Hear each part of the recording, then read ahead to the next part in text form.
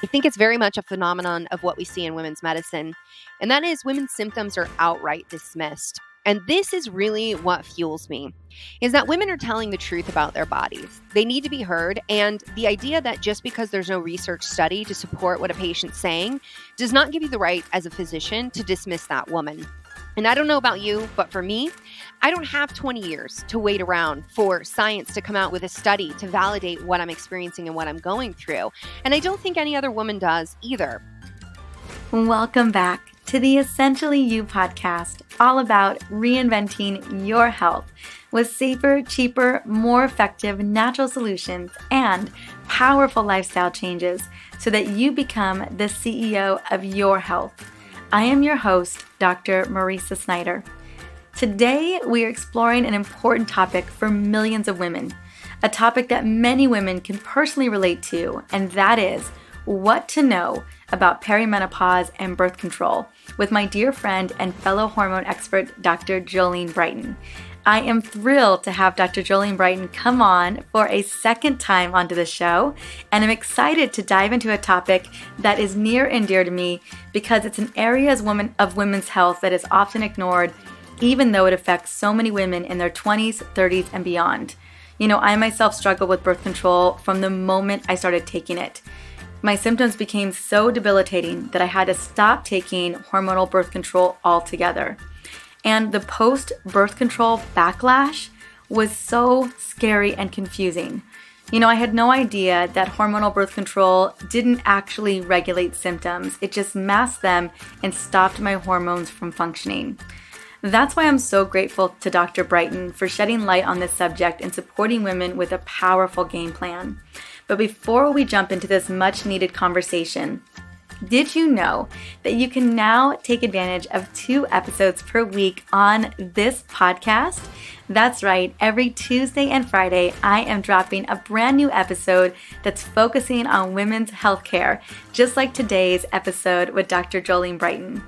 As you know, I really created this podcast to give women more insight about their bodies and provide an explanation for why they aren't feeling like themselves but not sure what is going on. We deserve answers about our health. Don't you agree? And we deserve to write our own health story. Are you ready to write your own health story? You know, when I made the decision to help women become the CEO of their health, I realized that first step was to connect into your inner pilot and address the root cause of the issue. So by becoming the CEO of your own health, it's basically listening to your body. Now, while doctors may know the enzymes that work in your gut or the anatomy of the organs better than you do, only you know what's best for your body. Your body is indeed your business. So listen to your intuition and trust what it tells you. Illness is oftentimes a wake-up call from your body saying, hey, what is going on? So what is going on in your life to drive that illness or those messages?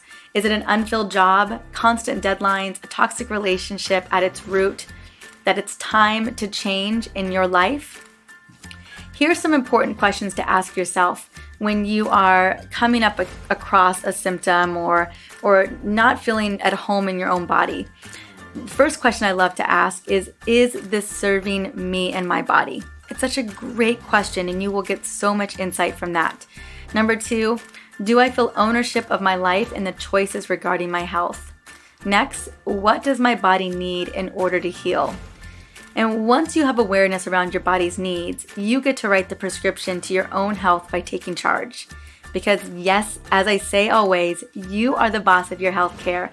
And as a woman, you get to create a self-guided action plan towards optimal health for you. Because inherently, you know that your body is ripe for healing miracles by both staying empowered and having ownership. And the great thing about it is that you get to call upon the doctors and the healers for their expertise, their opinions, their support, even their protocols, without relinquishing your power.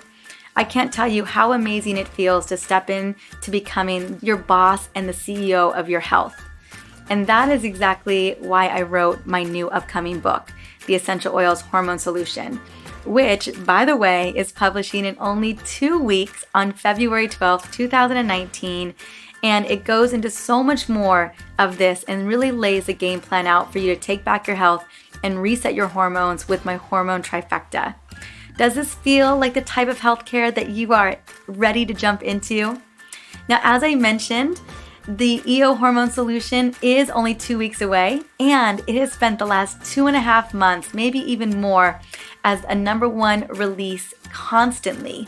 Now, as a small token of my appreciation, I have created the most epic bonus goodies as a big thank you for pre-ordering your copy of my upcoming book, The Essential Oils Hormone Solution. That's right, you can actually begin to balance your hormones instantly with these bonuses that I've created for you today. And now I want to tell you exactly how to get these because I have a feeling that's what you're wondering next. So first, you just got to go pre-order the Essential Oils Hormone Solution at your favorite online retailer. It could be Amazon, Barnes & Noble, Target, wherever you want to get the book. Honestly, Amazon is where a lot of people are getting it, but getting where you fit in. Step 2 is you're going to go to my book bonus website, which is drmarisa.com/hormone book. It's in the profile link, in my Instagram link. It is on my website. I mean, it is everywhere, but we will have it in the show notes. We'll have it on the podcast page. So it is drmarisa.com/hormone book. Then you're just going to enter in your details, and guess what? The bonuses will instantly arrive in your inbox like that. Now, if you have already purchased the book, which thank you so much, and you are potentially receiving a copy with the Essential Oils Hormone Summit, all you gotta do is just go to the link that I said, the hormone book bonus page, and enter your information for the instant bonus access. I just wanna make sure everyone's getting their bonus goodies, so I'm covering all of my bases. Now, if you're wondering what's in these bonuses, this whole bonus package, well, my self-care ritual video series is there. My hormone masterclass series is there. The top 5 best expert interviews from the EO Hormone Summit with protocols for liver detoxification, thyroid support, for resetting your hormones and your metabolism, and 2 other incredible topics. So I have got you covered. You're going to get access to Module 1 of my Essential Oil 101 course and all of these epic cheat sheets and guides that are literally going to steer you exactly where you want to go for your hormone health. And then what you're going to gain, because I think it's so important to know what you're going to actually get out of the book. Well, the Essential Oils Hormone Solution book offers literally the most amazing step-by-step program to reset the body through focus and deliberate changes in self-care rituals aided every step of the way by these gorgeous plant-based essential oils. I know you're going to love it, on top of powerful nutrition. So now that you know where to get it, just make sure that you grab those $300 worth in bonuses by pre-ordering the book and going to the bonus website, drmarisa.com/hormone book. Now let's dive into this crucial conversation with Dr. Jolene Brighten. But before I do that, I want to quickly introduce her and share her praises. So Dr. Jolene Brighten is a functional medicine naturopathic doctor. She is the leading expert in post-birth control syndrome and the side effects and long-term consequences associated with the use of birth control. In her patient-centered clinic, Dr. Brighten thrives on navigating the space between conventional and alternative medicine, all while working with patients to help them achieve optimal balance, health, and happiness. She is a best-selling author, speaker, certified yoga instructor, daily meditator, urban homesteader, and a mother to 1 beautiful boy. Let's get going with Dr. Brighten. Welcome, Dr. Jolene Brighten, to the Essentially You podcast. How are you doing? I am doing fantastic. It's always a good day when I get to chat with you, right? I absolutely agree. I am so excited to get to have this conversation with you. I love having all the conversations that we have, girl. We are changing the world. I'll tell you what, because it gets real. Yeah. We're going to be talking about an area we haven't discussed here yet, and that you and I have discussed in person more often, but that is definitely a concern for my audience, which is we're going to be talking about birth control and perimenopausal women, and really the issues that we both have around that. Oh, yes. We're going to get into that today to help women get in the know and dispel a lot of the fears that can come around, the hormonal birth control conversation. Absolutely. Well, I want to first start. I want my audience to get to know you. I know that you have come on the show before. I believe you were episode number 4, and we were talking about post-birth control syndrome and really what your doctor doesn't tell you about birth control. So if you guys want to go back and listen in on that episode, it was so powerful. We're going to be taking a bigger dive, a deeper dive into this world, this kind of perimenopausal world, which for women can be anywhere between 35 and over 50. It is a pretty long gap in our life, and it can feel like limbo for so many of us. And so I'm so glad we're going to be talking about it. But girl, tell me a little bit about how did this become such an important area of focus for you? You know, the funny thing about my story, well, first thing I want to say is I did 10 years on the pill after having crippling period pain. I'm talking like 7+ days of bleeding, writhing pain, missing school. When I started birth control, the pill specifically, it felt like a savior. It felt like the answer and the solution to everything. And it's absolutely been instrumental in my ability to become a doctor. I'm a first generation college student. And as you know, we're Latinas. All you got to do is look at us. We get pregnant. that's No, that's that is exactly it. yeah. So, I did a decade on the pill. And I remember when I was in medical school. So, I went to naturopathic medical school after studying first degree chemistry, next degree nutritional biochemistry. And I had a solid foundation in science. But what I really felt was lacking was the philosophy and the belief that the body can heal. And I wanted to take a different perspective. Like, I wanted to bridge science and that natural world together. So, I'm sitting in medical school and I'm learning about how the menstrual cycle works for like the third time. It took me like 3 times. And most women don't understand how their menstrual cycle works until much later in life. It's something that we really need to start changing in all these conversations. But when I learned there was only one day out of the month that I was fertile, I had this moment where I was like, wait, why am I taking hormonal birth control? I wasn't in a relationship at the time, so I decided to quit. I had never heard of post-birth control syndrome. In fact, I coined that term because no one had heard of, like, every clinician had seen it, but nobody knew how to talk around it. And for the first time in my life, I lost my period and I got cystic acne. I had tremendous mood swings and I went to my doctor feeling confused and feeling very scared, like 3 months and I have no period. And he told me, well, it's likely you've always had PCOS.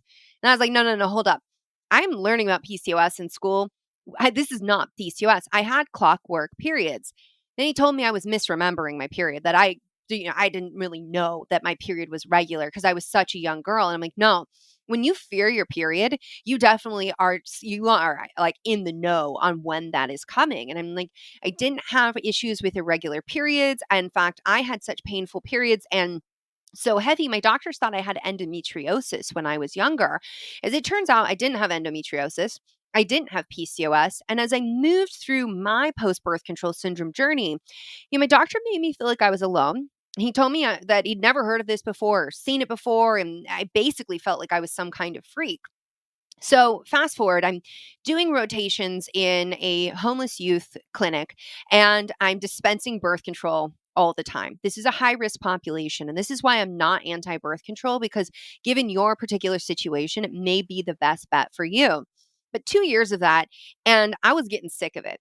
But the thing I noticed is that when I was doing rotations in the internal medicine clinics and the general medicine clinics, women weren't getting the same amount of information about hormonal birth control. In fact, hormonal birth control was passed to them like, hey, you're going off to college. Congratulations. Here's your pill. Whereas in this clinic with high risk youth, we were explaining the risk of stroke and heart attack and what else they need to be looking out for when they begin it. It's very different. So I get into my private practice and I'm like, I don't want anything to do with birth control. I don't want to prescribe it anymore. Like I felt fatigued on it. And then this phenomenon happened where I became known as the doctor who believed women's stories, and especially the stories around birth control. I had to remember having a woman come to my office with an IUD being placed and feeling like she lost her mind, fell out of love with her life, and she was being told to start all of these antidepressants, anxiety medications, and it was just basically one more band-aid after another.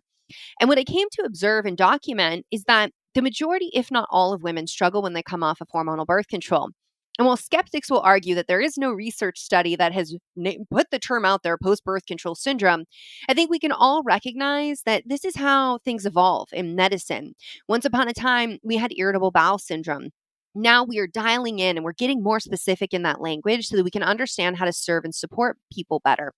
But something very interesting happens with post birth control syndrome. And I think it's very much a phenomenon of what we see in women's medicine. And that is women's symptoms are outright dismissed. And this is really what fuels me is that women are telling the truth about their bodies. They need to be heard. And the idea that just because there's no research study to support what a patient's saying does not give you the right as a physician to dismiss that woman. And I don't know about you, but for me, I don't have 20 years to wait around for science to come out with a study to validate what I'm experiencing and what I'm going through. And I don't think any other woman does either. This is something I've developed protocols. They're documented in my book, Beyond the Pill, on, how to stay safe on birth control, how to transition off, how to eliminate post birth control syndrome. And that book is really a call to action to say, women, we got to share our stories, and medicine, you need to step up your game. I absolutely agree. Very similar to you. I was on birth control, and I was on birth control out of fear. I was going to end up being pregnant. My mom was a single mom. She got pregnant with me when she was 18 years old. And that was the one thing that no one in my family wanted to have happen to me. And so sure enough, as soon as I could, I got on it.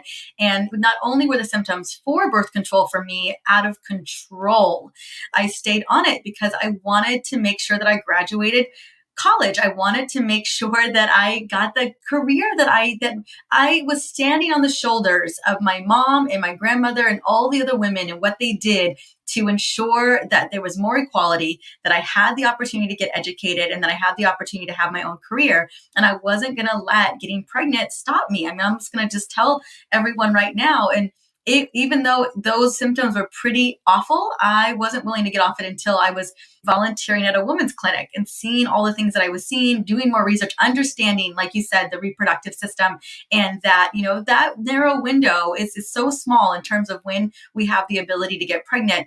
Came off of the pill. I was actually on the Depo-Vera, which was just horrific. And I was getting shots. That's how serious I was about not getting pregnant. I was like, shoot me up with that stuff. Thank goodness we have that tool, Right. right? I mean, that's something we can all acknowledge. And I love that you're sharing that, because I think that sometimes women are like, they feel ashamed because they're using hormonal birth control, but it's a tool. It's exactly, if you don't want to get pregnant, that's exactly what it's designed for. And look, you're a doctor. I'm a doctor. Voila, right? We're authors, we're all the things. But I had to get off. I couldn't do it. I got educated enough to know that I could manage. There were other solutions. There were other options for me. I just couldn't. I remember coming off. I didn't have my period for over a year, and I never had PCOS. I had a regular cycle beforehand. Same thing with you.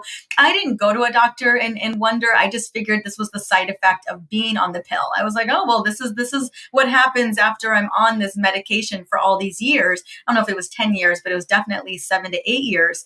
So it was a year gone by, and it just took forever to get myself re-regulated. And I just saw, like so many women, we just suffer in silence. We don't, not that, and you don't even think to go to a doctor because you don't think that they're going to care anyway. Right? Yeah, exactly. We suffer in silence because we get dismissed. I mean, my doctor dismissed me. And thank goodness I'm like, okay, I'm in naturopathic medical school and I've got a background in nutritional biochemistry. Like, I can figure this out. And I got my period back and I cleared my skin. But you're exactly right, is that we suffer in silence because we sometimes feel like our doctor doesn't care, or a doctor's not going to listen, or they're going to dismiss us. And that isn't because your doctor doesn't want to help you. It's just sometimes they're not the right doctor for the issues that you have going on in that moment. Oh, absolutely. And the thing of it is that doctors are human beings like all the rest of us. And we take what we learn from in school. And so often they're just applying that. They're scripting out the thing that they learned. And as you mentioned, it takes on average 13 to 20 years to go from research into practice. And like you said, we don't have a lot of time for that. A lot of you listening right now don't deserve that. And the content, the research is out there.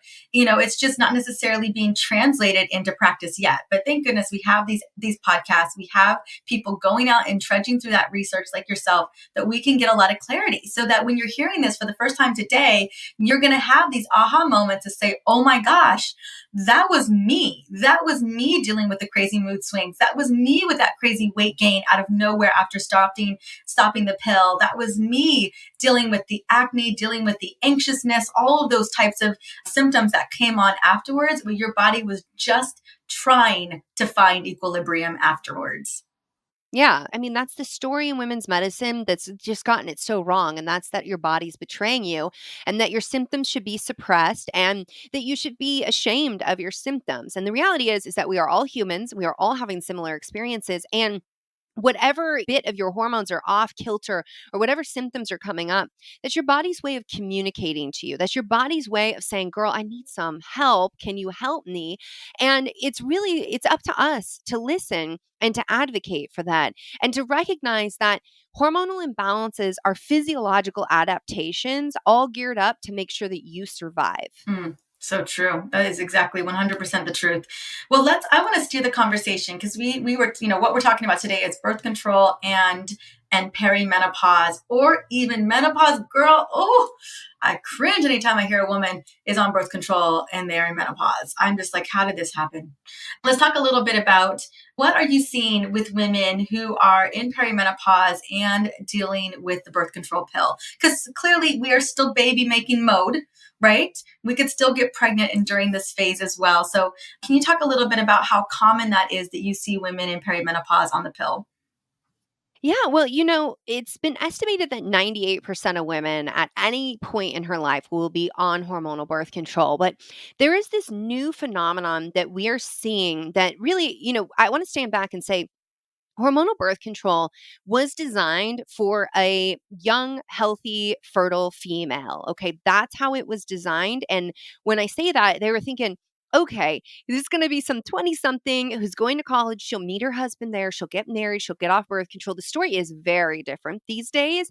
But for the first time, we are seeing women who've been on hormonal birth control for decades. And it's interesting that you bring up the menopause because, what I see, I've actually had women in my office in their 60s, and their doctors told them, you'll stop birth control when your periods stop.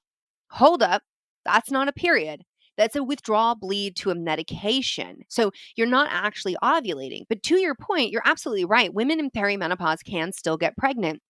And that's a very real risk. However, what we're seeing is that, like, I call it the pill for every female ill. They just pass you hormonal birth control for all of your symptoms that come up. And so we're seeing that some women start the pill maybe in their 20s, maybe even, earlier than that. And they stay on it throughout their lifetime until they reach menopause. And sometimes their doctors don't bring them off of it. And then we see other doctors are prescribing it for perimenopausal symptoms. So, you have hot flashes, you have mood swings, you have, heavy periods, you have irregular periods. And this is what they pass you when in reality, it's not addressing the root cause. It's this temporary band-aid and it's going to be wicked painful when you pull it off later. But it doesn't have to be. And I'm going to share some tips with you today so that it doesn't have to be. I really appreciate that. You're absolutely right. The pill for every ill is really what it feels like. I feel like it's so misused and so ludicrous. Okay, so girl, tell us a little bit about what you got up your sleeve. So let's say I'm 30. Let's say I'm 38. Girl, let's say I'm 39 because that's how old I am. So let's say I'm 39. I've been put on the pill for whatever reason. I'm having a hard time with it and I want to get off of it. I'm ready to get off this damn roller coaster. Mm-hmm. How can I support myself in this journey? Because I know there's very few women that I've ever met who've come off the pill with just like ease and grace, no problem, no symptoms, no issues. How do we begin to mitigate that? Yeah. So, here's the thing. If you have been put on hormonal birth control for symptom management, recognize that you fall into the majority. In fact, it's been estimated that about 58% of women are on hormonal birth control for symptom management. So, this is a really important consideration. This is self-reported by women who are saying that the pregnancy prevention is secondary. Now, if you are on hormonal birth control right now, there's some important things that you need to understand. One is it depletes nutrients like crazy. So we're talking about things like selenium involved in thyroid health, zinc involved in your skin health, along with vitamin C and vitamin E. Deplete those antioxidants, and that's a way to start aging your skin rapidly. And it's also depleting your B vitamins. And without your B vitamins, you cannot detoxify in the liver. Now, what is really troubling, especially as we enter into perimenopause and menopause, is that our liver is everything when it comes to hormonal health, but it is certainly important in that phase of life if you want to get those hormonal symptoms under control. But hormonal birth control creates a tremendous burden on the liver. And it actually elevates a protein that's called sex hormone binding globulin, which grabs on to your sex hormones, just like what it sounds like, but it also binds up your testosterone. And testosterone is very important for women. And you may be thinking libido, yes. And it's also very important for your muscle mass. And if your muscle mass is dwindling, you're going to have issues with urinary incontinence. You are going to have issues in developing diabetes. You're going to have issues with osteoporosis, and you're going to gain weight, and there will not be a single thing that you can do about it if you do not have that energetically active muscle tissue on your side. Now, the other thing that's really troubling, and I think, there's a recent study that came out in 2018, and every woman should be in the know on this. It showed that, and if you had been on hormonal birth control for 6 months at any point in your life, you had over a 30% risk of developing diabetes when you entered into menopause. So now we're talking about diabetes. Okay, that's one chronic issue, but we also know that about 60% of the people who are going to develop dementia and Alzheimer's, they're women. And that blood sugar dysregulation plays a crucial role in the development of neurological diseases. So one, we've got to replenish our nutrient stores. Two, we have got to eat our cruciferous vegetables, especially broccoli sprouts, because that's going to protect you in so many ways, but it's going to also help you get your estrogens into the right pathway. That's why I have broccoli seed extract in my balance formulation, because the balance formulation is like the sheepdog of estrogen is what I call it, because instead of going into that 16 hydroxy pathway, which causes growth of tissues like the bad kind, like overgrowth of your endometrial tissue, overgrowth of the breast tissue. It can stimulate cancer cells. There's been studies to show that women with breast cancer have had a history of elevated 16 hydroxy. Yes, we need a lot more information on that. But eating things like cruciferous vegetables, whether you're on hormonal birth control or off, can help you get into the 2 hydroxy pathway, which is a much more beneficial estrogen for your body. So, what I love about broccoli sprouts and all the cruciferous vegetables is that it's going to feed your microbiome, which takes a hit while you're on birth control. It's going to support liver detoxification, and it's going to replenish some of those nutrient stores. But definitely, if you're a menstruating female, you want to be thinking about possibly using a prenatal. If you're no longer having your period, then you're going to want to be looking for a multivitamin. And the difference is the iron, the amount of iron. And us ladies, when we bleed, we lose iron. And that's why we often need a little higher dose of iron to replenish those nutrient stores. So that's just a few of the steps that women can take right now, whether on birth control or having come off, to start to optimize their hormones. I love that. I love the phase 2 detoxification processes that happen when we're eating those cruciferous vegetables. And yes, loving your liver is so important. Even adding lemon to your water, just so some simple steps so you can get the job done there. Let's talk a little bit about insulin resistance and blood glucose levels, because you're absolutely right. I always think of Alzheimer's and a neurological dementia as, I call that type 3 diabetes, right? That's leading to that. So talk a little bit about what we can do for stabilizing blood sugar levels, why we should be more mindful of that. When our hormones, as you know, when our hormones are imbalanced, especially when we're dealing with high levels of cortisol, we tend to have sugar cravings. We tend to want to crave that. So talk to me a little bit about what are some of your recommendations for helping to ensure that we keep our blood sugar levels at bay, especially either if we're on birth control or even off birth control. Yeah. So, well, if you're on birth control, you got to have your diet dialed in, and you've got to have your blood sugar. You have to check it. You need to be going to your doctor and getting a hemoglobin A1C and a fasting insulin, because being on hormonal birth control can cause insulin resistance in some women. So that in itself, like, you need to be checking and following up with your doctor on that. Now, let me explain this a little bit for the ladies that are listening. When you understand that cortisol, we think of it for belly fat, is also involved in blood sugar regulation. And cortisol will spike to hit the liver and say, liver, I need you to give me some sugar.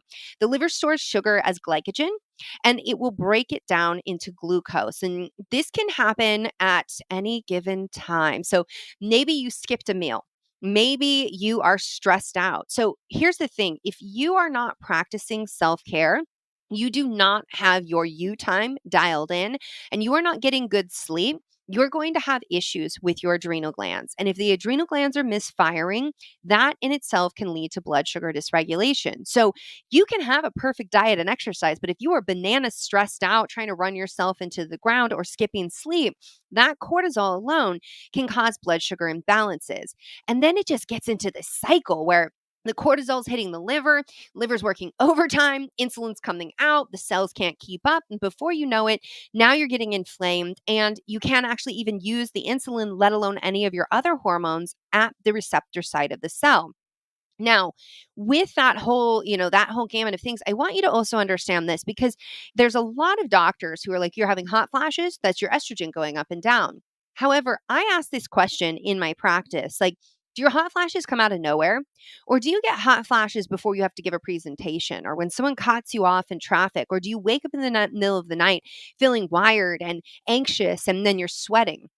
If it's the latter and it's those things, it's likely cortisol. And that doesn't mean cortisol can't play with estrogen and they can just be naughty together. They absolutely can.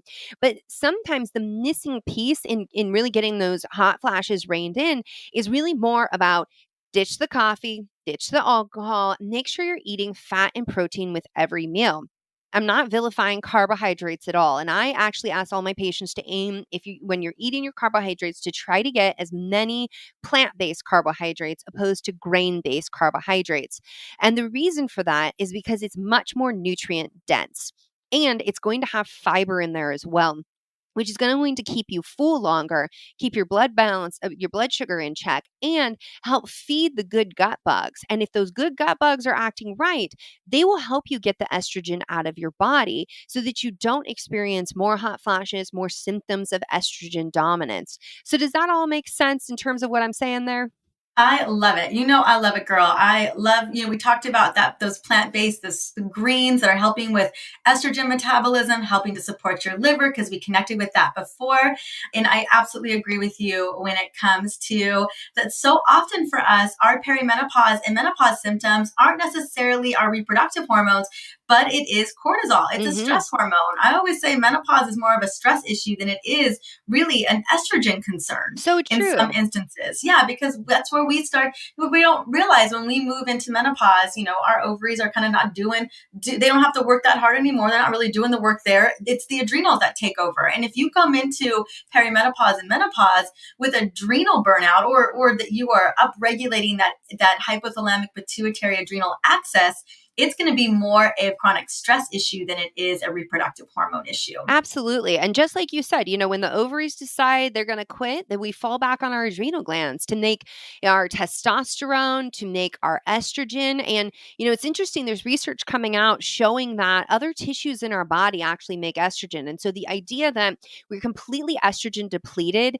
in menopause may not be accurate. Like we know now that the bones, the brain, other cells in the body are making estrogen as well. But the primary organ the gland is going to be the adrenal glands that you fall back on. And it's interesting because there's other, experts out there who are starting to question, is it because of like our environment, our stress, the way we run our lives, that the push on the adrenal glands actually robs us from the ability to start making these other yummy hormones in other tissues? So, there is like the secret sauce to transitioning through perimenopause and into menopause. Love your liver, love your adrenals, and make sure that you care for your gut. And fortunately, it's the same diet and lifestyle factors and supplementations that help support all of those things. So it's something where, just like you were saying, eating those leafy greens. I know that you talk a lot about using essential oils for self care. And, if you are a woman who is waking up in the middle of the night and you're having those hot flashes, you're feeling really anxious, it may also be that you need to be eating something like a sweet potato or some acorn squash in the evening with like some butter or fat on it, and that it may actually be beneficial for a period of time for you to have carbohydrates at night so that those adrenal glands and your whole body can have that, nice level of glucose throughout the night and not feel like you wake up in that panic. And I know intermittent fasting is It's like the all hot the ticket, rage girl. right now, I and I'm a know. I am super a big fan of it, but it's something that if you feel like, oh, if I'm missing meals, I'm hot, I'm sweaty, I'm hangry, I'm feeling anxious, then intermittent fasting may not be right for you right now. It doesn't mean that it's bad. And eating just still, and why I bring this up is because there are people who will say eating carbs at night is bad. And you know what? All that information is true, but is it true for you? And that's really the way we need to start framing these conversations, is that we have to ask for where you're at right now in your life cycle with the symptoms you're having. And is this true for you? Is this what your body needs? And know that it's not a forever thing. Diet is not static, okay? You will never eat the same diet through your entire life and feel the benefits of it. We need to match where we're at in our life right now.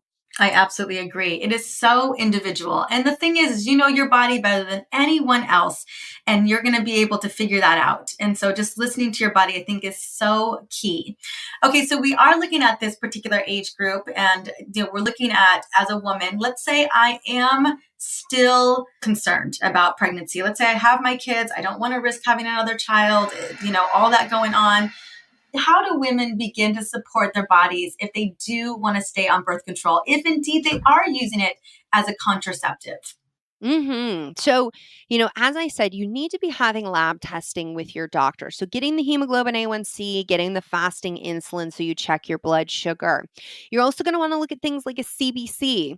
So, as I told you, B vitamins are depleted. B12 and folate can actually be depleted and you can develop anemia. So, it's a different kind of anemia than iron deficiency anemia. And so that's when women can start feeling fatigued and run down. You have to be checking that. Also, getting a full thyroid panel and looking into that is so very important. We know that perimenopause and menopause, you're at higher risk of developing thyroid disease, and hormonal birth control, it really does you no favors when it comes to thyroid and adrenal health. Now, I hear you if you've got to stay on it, which is why I say you're going to stay on it. Just make sure you're monitoring your symptoms and you're monitoring your lab tests. So, getting a full thyroid panel, TSH, free T4, free T3, reverse T3, TPO, and thyroglobulin antibodies. Like having that checked at least once a year is a really wise decision to make sure that you're keeping tabs on your health. We want to be monitoring regularly because we shouldn't wait until we have a disease. That's too late. We want to catch things that are coming down the pipeline. Now, the other thing I want to say is heart attack and stroke risk is much higher if you're over age 35 and you're using hormonal birth control. Your heart attack and stroke risk is much higher. Have a conversation with your doctor. They can order lab testing to understand where your risk is at right now, and make sure you get educated on what does a heart attack look like in women. It's very different than what it looks like in the men. I actually dedicated an entire chapter in my book, Beyond the Pill, on these metabolic issues and teaching women that your heart attack, it may look like indigestion, flu-like symptoms, and fatigue. That's going to be very different than a man. So, this is because if you choose to take hormonal birth control, I want to make sure that you're supported through that and you know what to be looking out for. Now, I definitely want you to understand that hormonal birth control can and does contribute to vaginal atrophy. So thinning of the tissue, something that happens as we lose our estrogen. It also contributes to low libido, pain with sex, and pain with orgasm. So I want to bring that up because I see women, I've seen 20-year-olds who have these issues, and I see so often that, at any age, your vagina is feeling dry, you're hating sex, it hurts to have sex, and you get in the mirror and you just turn that finger right on yourself and you're like, it's me. Something's wrong with me. And you have to recognize that it may not be you and it may actually be the medication that you're using. So if that's the case, making sure that you're loving up that vagina right, and using plenty of lubrication. And why I say that is because we can get into a pain cycle with sex where we think like, oh, okay, like sex is painful. Now your neurological system's like, I don't want anything to do with that. So that's one thing. Another thing is that you might need to meet with a physical therapist, a pelvic floor physical therapist, to help you understand, is this hormonal or is this due to muscles? And then it may be that you need to transition off of hormonal birth control. But something that can work really well, whether you are having vaginal dryness because of the pill or not, is actually using 400 IUs of vitamin E oil. And no, that will break down a condom. So you can't apply vitamin E oil and then expect a condom will do its job. So just be advised on that. But that's something that, like, in my practice, I'll have women poke a hole in the top of a vitamin E capsule and insert that at night. And that can be really soothing and nourishing for the tissue as well. And then, like I said, the other things that we've talked about, you've got to have your diet dialed in. You've got to make sure you're eating those cruciferous vegetables, high quality protein, healthy fats are coming in so that you can make your hormones. And you will still be making adrenal hormones and thyroid hormones. So make sure you're replenishing the nutrients that are lost by birth control so that you can keep doing that. And then make sure you're also keeping an eye on your gut. Hormonal birth control has been compared to antibiotics in terms of its impact on our microbial diversity. So you're going to need a probiotic and you're going to need prebiotics. So eat those vegetables so that you can feed those good bugs. But if you start having digestive symptoms, you definitely need to investigate that, because hormonal birth control is not only associated with what's called dysbiosis, so maybe not enough of the good stuff, or there's, some of the less favorable stuff overgrowing, but we also see increase in vaginal yeast infections, oral yeast infections, and then certainly yeast in the gut. So this is the big takeaway here. If you still want to use hormonal birth control, one, you definitely need to grab beyond the pill, because that alone, I could probably talk like 5 days and still not cover everything that's in the book. But I really detail and outline, if you want to do the pill, I got you. I want to give you what to be looking out for, what to talk to your doctor about, what symptoms to be tracking, and how to support your body. And, in that, I also go through the cancer risks, which are definitely something women get frightened of. I talk about the effects on mood, what to look out for, what to do about it, and really go through each one of the systems that hormonal birth control impacts, because it is your choice. And as a doctor, it's my job to support you in your choice. I want to make sure that every woman stays safe on hormonal birth control should she choose to go that route. I love that. And yes, you're definitely going to want to grab the book. Dr. Jolene, anything else that we should know about the book that you are so excited? I know it is out now, so congratulations. It's going to change so many lives. Oh, thank you so much. This has seriously been such a labor of love. As you know, it's like birthing. Well, you've birthed a lot more books than me, but I'm like, man, I think childbirth might have been a little bit easier sometimes in the Well, it was process. definitely less time, childbirth.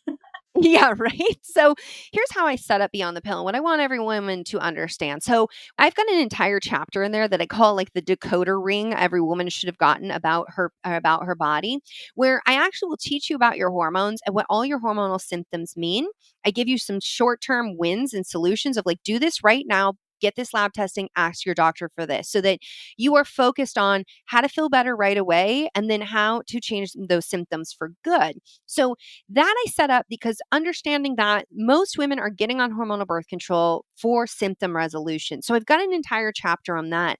And then in the second part of the book, I really go through and I detail each system. So liver, gut, adrenal, thyroid, mood, libido, and fertility if you do want to have a baby, and how hormonal birth control will affect those systems while you're on it, how to stay safe if you're on it, and then how to love up those systems right when you come off of it. And in the last section of the book is a 30-day plan that really it's geared up for supporting women on hormonal birth control or those with post-birth control syndrome. That really, I mean, what is in there can help you in so many ways at so many stages of life to really optimize your hormonal health. And then, of course, I've got a ton of yummy recipes because I'm a foodie. And I believe that if you're going to tell women, hey, you need to eat a certain diet, then you best be supporting women with some recipes. So the recipes, the whole book I love, but the recipes, like, we're still eating them in my house, and you can find them on Instagram because I'll be posting those everywhere. I love it. I love it. And girl, tell me, the book is everywhere, right? We can get it anywhere, everywhere. Everywhere. Yep. Anywhere that you can find a book, it should be there. And if not, you let me know and I'll make sure it gets there. No doubt. I hear that. And then for our amazing listeners, you have the most incredible bonus for us. And just tell me a little bit about it. I know about it 'cause I've seen it. It is amazing. What do you have for us, honey?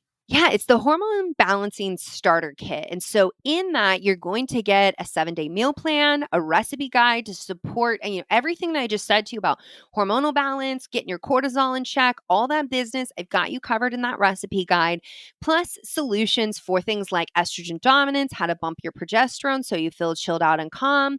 And it's just really a compilation of like what every woman needs to know to get started on her road to healing those hormones and optimizing her health. I love that. I love it. And Dr. Jolene Brighten, honey, where can we find you? Where, besides grabbing this and grabbing the book, where else can we go get you?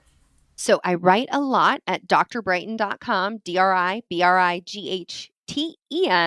I'm also on Instagram at Dr. Jolene Brighten. And as you know, I have a podcast in which you were one of my very important guests. So women can also find me on anywhere that podcasts are as well, chatting it up with all of the female experts. Well, there's male experts in there as well, but we are talking mostly lady talk and about lady parts. Ain't that the truth, right? That's definitely both of our message. Well, honey, thank you so much for coming on, sharing your amazing wisdom and giving us so much to consider for whether we stay on the birth control pill or we decide that we want to come off it with ease and grace. Thank you you're just amazing, girl. Oh, thank you so much. It's such an honor to be here with you and your super educated tribe. All right, honey, talk to you soon. Bye. Bye. Well, if I haven't said it before, I absolutely love Dr. Jolene Brighten, and I am so grateful that she is addressing this massive issue that impacts millions of women who are struggling right now. And if we're not talking about this subject, I don't know how we're going to make the impact and the changes that we really need to make for women's hormone health. Now, I hope that you loved her recommendations for what they can do for you right now. And if you are currently on the pill or recovering from post-birth control syndrome, her gift is a game changer. So definitely download her amazing gift, which is her hormone balancing starter kit with a meal plan, recipe guides designed to support an estrogen detox, optimize adrenal health, and take the next steps that you need to feel your best. And again, you can grab that in the show notes, or you can go to drmarisa.com/podcast. And let me just check really quickly because I know I should know this. This is going to be episode number 60. And then she does have a brand new book coming out that is out today. And that is called Beyond the Pill. And you can get it on Amazon or anywhere books are sold. I know you are going to love this book as much as I do. So definitely go and grab your copy. Now, I would just want to say thank you so much for stopping by and listening in to the Essentially You podcast. You are always the inspiration for what we create here. So coming up next is one of my favorite topics from one of my favorite people. We have a next guest returner, Dr. Alan Christensen, New York Times bestselling author of The Adrenal Reset. And Dr. C is going to be shedding light on how to reset your metabolism. And guess what? It is all about the liver. I can't wait to see you guys in the next episode. Until then, have an amazing week.